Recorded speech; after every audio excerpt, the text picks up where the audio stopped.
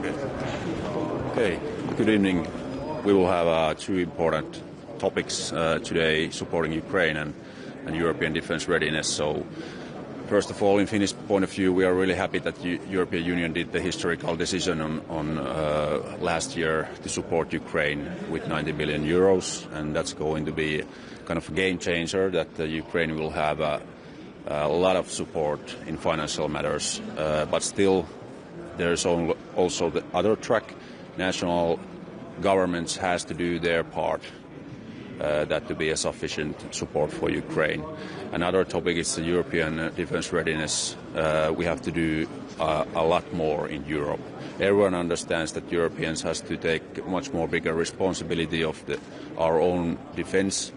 We have done the agreements and deals inside NATO, what every country has to purchase and do and develop in their national armies and defense forces. And now we just have to implement those deals. And European Union has to be quite efficient to support national governments to do that kind of plans. So that's why we are also emphasizing that swift, clear plans from European Union how to support national defense planning processes and procurements.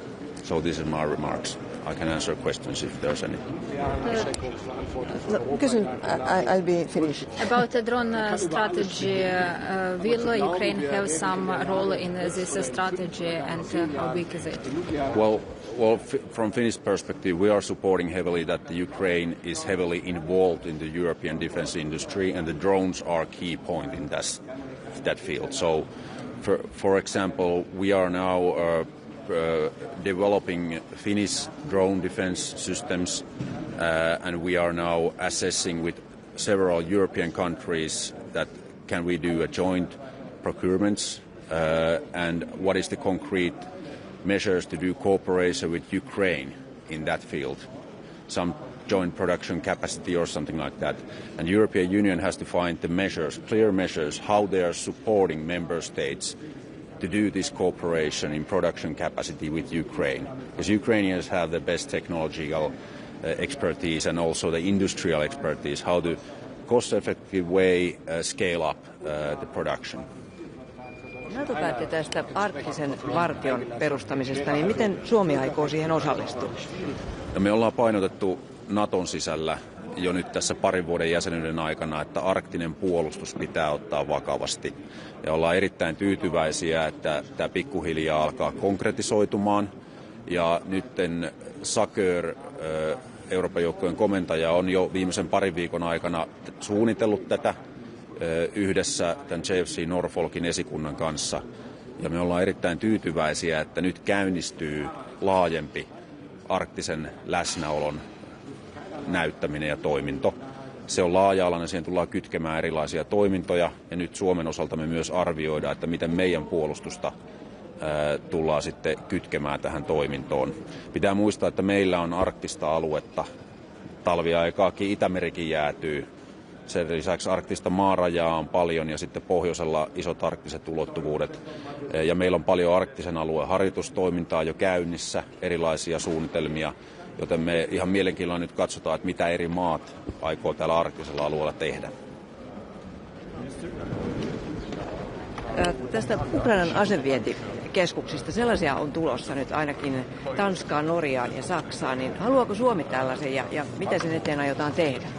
No, me ei olla käyty mitään yksityiskohtaista keskustelua vielä tässä vaiheessa ukrainalaisten kanssa tästä asiasta, mutta meillä on useita hankkeita käynnissä Ukrainan asevoimien ja puolustusministeriön kanssa, että minkälaisia yhteisiä kehityshankkeita voitaisiin vielä viedä eteenpäin. Me ollaan erityisen kiinnostuneita tässä maavoimauudistuksen yhteydessä, mitä me Suomessa ollaan tekemässä, että miten Ukrainan sodan opit voidaan ottaa hyödyksi meidän kaikissa tuotekehittelyissä ja kotimaisen teollisuuden tuotantokyvyissä ja muissa. Ja siinä tämä drooni-asia on tietysti yksi kysymys, jota tällä hetkellä arvioidaan. Kiitos.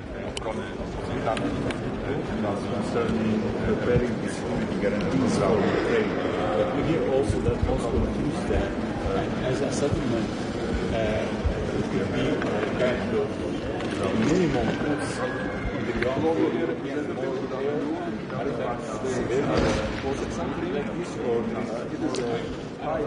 Well, I'm not commenting on the details in public, but Moscow cannot decide what kind of security guarantees is being made for Ukraine.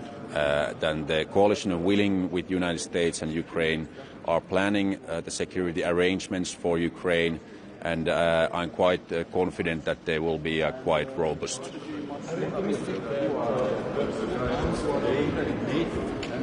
What so-called security gap in the Arctic?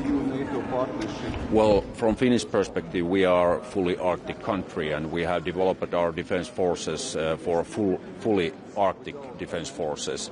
So we are really happy to see that the NATO and also the European Union is taking the focus to Arctic. That's important, but we can, from our expertise, say that will take a little bit time. That's not an easy case, because Arctic capabilities and operational environment, that's really different than in Southern Europe. So we are really happy to see the Arctic Century. We are really happy to see from European Union the statements that the Arctic will be in one focus area, but still there has to be a much more concrete steps if you think to operate in Arctic area. So, thank you. After Ukraine loan, some of your colleagues are worried that bilateral support for Ukraine will wind down. Do you agree with this assessment, and what do you suggest can be done there to motivate bilateral support? Well, I think that this meetings, the main focus is to keep eyes on two tracks. One track is the European Union's big funding package for Ukraine, and that's a historical decision. That's a game changer for Russia's calculations that Ukraine won't anymore have support from West. They will have, it's a 90 billion package, but that's not enough. National budgets, national governments has to do their share also. And also from Finnish perspective, Nordic countries have gave a lot support. So we are also emphasizing some kind of burden sharing in this scale, that all the European countries have to take a fair share of the Ukraine support. How do you motivate other countries for this kind of burden sharing?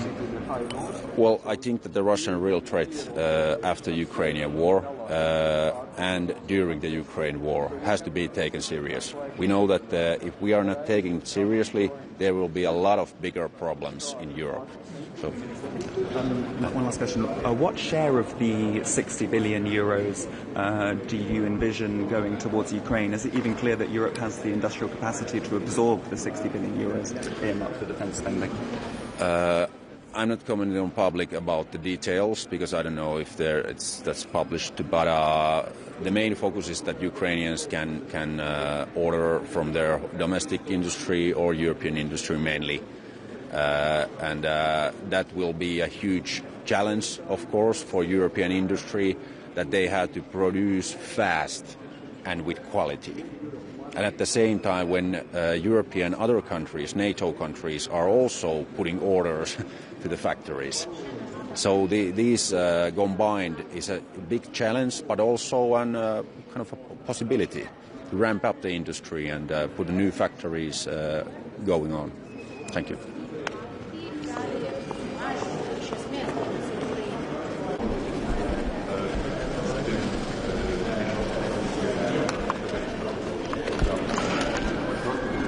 Hello, media representatives. Good afternoon. Today